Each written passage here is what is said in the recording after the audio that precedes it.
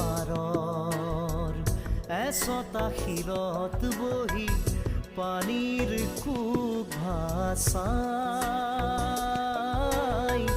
সোণবৰণীয়া চুলি তাৰি মেলি তাই জানো কি পায়।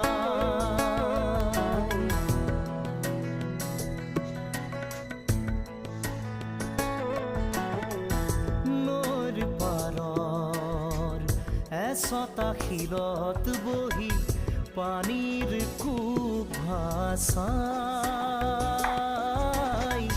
সোণবৰণীয়া চুলি তাৰি মেলি তাই জানো কি পায়।